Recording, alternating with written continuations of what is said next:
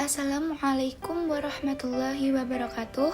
Perkenalkan, kami dari kelompok 4 mata kuliah tafsir ayat dengan anggota yang pertama Indi Dewandari dengan NIM 205231307, 2 Laras Ajeng Pramesti dengan NIM 205231309, 3 Haryanto dengan NIM 205231316, 4 Nanda Nur Latifah dengan NIM 205231314.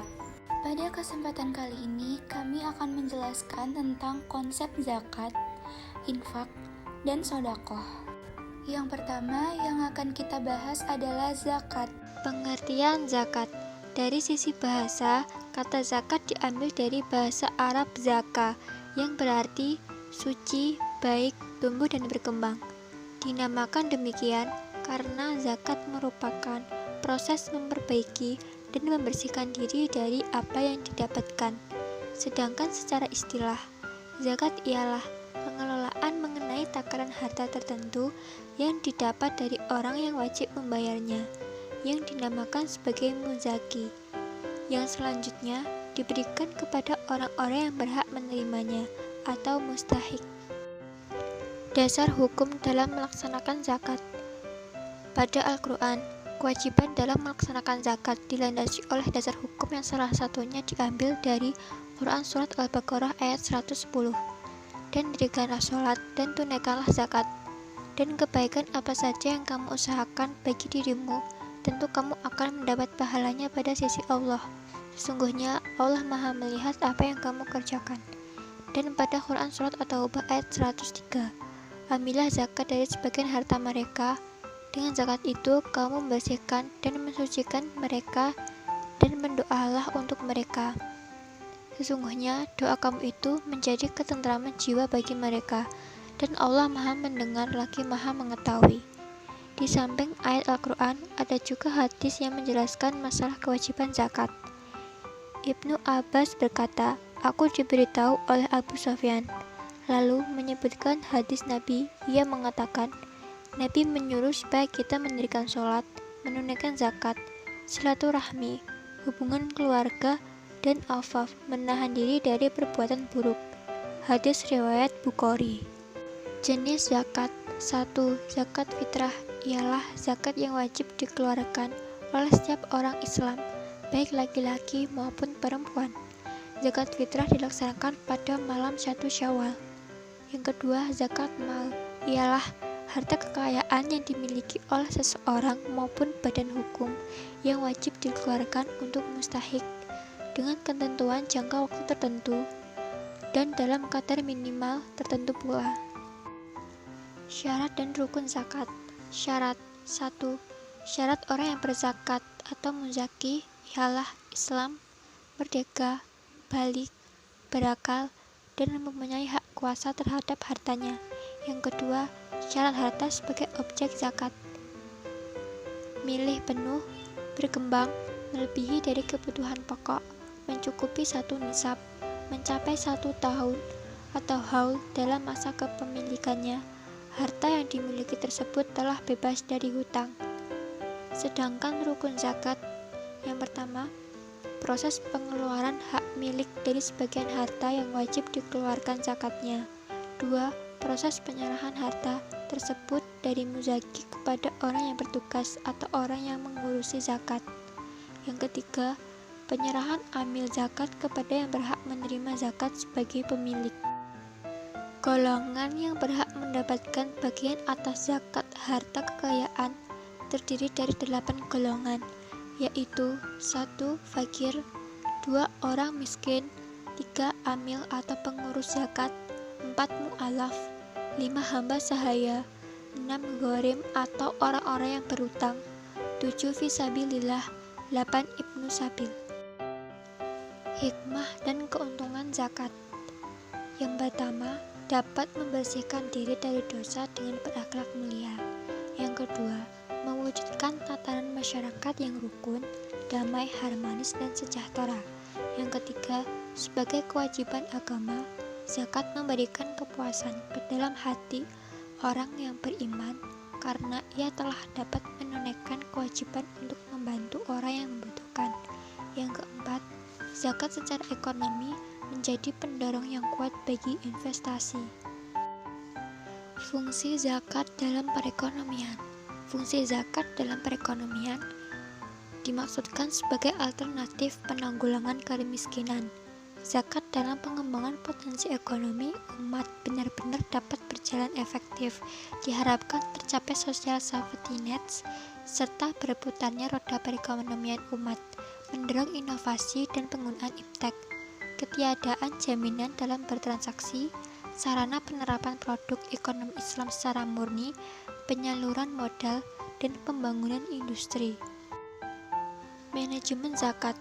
Pengelolaan itu meliputi kegiatan pengumpulan, penyaluran, pendayagunaan, pengawasan, dan pertanggungjawaban harta zakat. Semua hal ini dilakukan oleh amil zakat sebagai pengelolaannya. Dalam perorganisasian zakat diperlukan beberapa prinsip, yaitu 1. Pengelolaan harus berlandaskan Al-Quran dan Sunnah. 2. Keterbukaan. 3. Harus mengelola zakat dengan sebaik-baiknya. Secara garis besar, model penyaluran zakat adalah dengan distribusi bersifat konsumtif, yaitu zakat dibagikan pada mustahik untuk dimanfaatkan secara langsung seperti zakat fitrah yang dibagikan pada fakir miskin untuk memenuhi kebutuhan hidup, atau zakat mal yang diberikan pada kurban bencana alam. Model distribusi zakat bersifat produktif diwujudkan dalam bentuk permodalan, baik untuk pembangunan proyek sosial atau menambah modal usaha pengusaha kecil. Pemberdayaan ekonomi umat melalui zakat berarti upaya untuk meningkatkan harkat dan martabat lapisan masyarakat Islam dari kondisi tidak mampu serta melepaskan diri dari perangkap kemiskinan dan keterbelakangan ekonomi. Dengan kata lain, sebagai upaya membangun kemandirian umat di bidang ekonomi. Dalam kaitan memaksimalkan fungsi zakat, maka pola pemberian zakat tidak terbatas pada yang bersifat konsumtif, tetapi juga disalurkan bersifat produktif. Pada Undang-Undang Republik Indonesia Nomor 23 Tahun 2011 tentang pengelolaan zakat. Pengertian infak. Adapun infak yang diambil dari bahasa Arab, infak berarti belanja dan biaya. Infak ialah memberikan sesuatu hak milik kepada orang lain untuk memilikinya dengan mampu berbuat baik dan yang dilakukan dalam masa hidup yang memberi. Rukun infak ada 4, yaitu yang pertama, pemberi infak atau muwafik. 2. Penerima infak atau muwafik lahu. 3. Barang yang diinfakkan. 4. Penyerahan atau ijab qabul. Syarat infak menurut ulama Hanabilah ada 11. 1. Infak dari harta yang boleh ditasyarufkan. 2. Terpilih dan sungguh-sungguh. 3. Harta yang diperjualbelikan. 4. Tanpa adanya pengganti. 5. Orang yang sah memilikinya.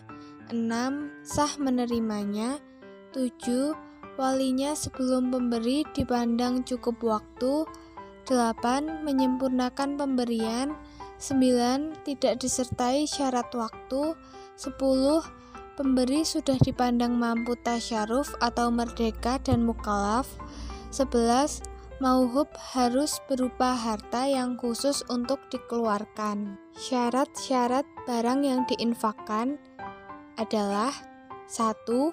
Barang yang diinfak itu jelas terlihat wujudnya. 2. Barang yang dihibahkan adalah barang yang memiliki nilai atau harga. 3. Barang yang dihibahkan itu adalah betul-betul milik orang yang memberikan hibah dan berpindah status pemiliknya dari tangan pemberi hibah ke tangan penerima hibah. Hikmah berinfak. Hikmah dan manfaat infak adalah sebagai realisasi iman kepada Allah, merupakan sumber dana bagi pembangunan sarana maupun prasarana yang dibutuhkan umat Islam serta menolong dan membantu kaum duafa. Pengertian sedekah. Sedekah adalah pemberian seorang muslim kepada orang lain secara sukarela dan ikhlas, tanpa dibatasi waktu dan jumlah tertentu. Makna sedekah lebih luas dari zakat maupun infak, karena sedekah tidak hanya berarti mengeluarkan atau menyumbangkan harta. Keutamaan dalam sedekah, yang pertama, dengan sedekah dapat menghapus dosa seorang hamba. Yang kedua, orang bersedekah akan mendapatkan naungan pada hari akhir. Yang ketiga, sedekah dapat memberikan keberkahan pada harta seorang hamba. Yang keempat, Allah akan melipat gandakan pahala bagi orang yang bersedekah. 5. Mendapatkan pintu surga yang hanya dapat dimasuki oleh seorang yang bersedekah. 6. Sedekah akan menjadi bukti keimanan seseorang hamba. 7. Sedekah dapat membebaskan seorang hamba dari siksa kubur. 8. Sedekah dapat mencegah pedagang melakukan maksiat dalam jual beli. 9. Orang yang bersedekah merasakan dada yang lapang dan hati yang bahagia. 10. Pahala sedekah terus berkembang menjadi berlipat ganda. 11. Sedekah menjauhkan hamba dari api neraka. Adapun macam-macam sedekah yang disebutkan dalam beberapa hadis adalah: 1. Sedekah tasbih, tahlil, dan tahmid. Yang kedua, amar ma'ruf nahi mungkar. 3. Bekerja dan memberikan nafkah kepada sanak keluarganya. 4. Membantu urusan orang lain. 5. Mendamaikan dua pihak yang berselisih. 6. Menjenguk orang sakit. 7. Berwajah manis atau memberikan senyuman. 8. Berlomba-lomba dalam amalan baik sehari-hari. Orang-orang yang pantas menerima sedekah. Yang pertama, keluarga atau kerabat terdekat. Kedua, paman dari pihak ibu. Yang ketiga, orang-orang fakir. 4. Orang-orang miskin, pengemis, dan ibnu sabil. 5. Orang-orang yang lemah imannya. Sekian penjelasan dari kami. Kurang lebihnya kami mohon maaf yang sebesar-besarnya. Wassalamualaikum warahmatullahi wabarakatuh.